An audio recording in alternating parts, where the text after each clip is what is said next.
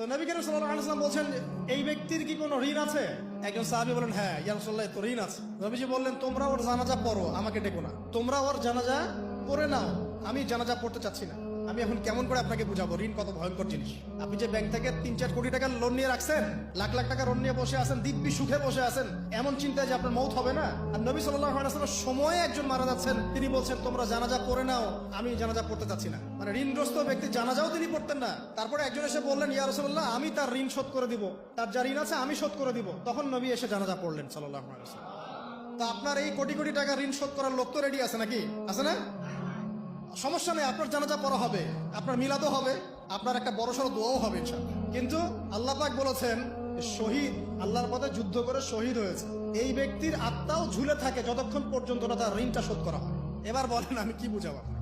আর কিছু বলতে হবে? তো এখন সেই দোয়া শিখাচ্ছি আপনাদেরকে, যে দোয়া শিখলে আপনারা ঋণ থেকে বাঁচবেন।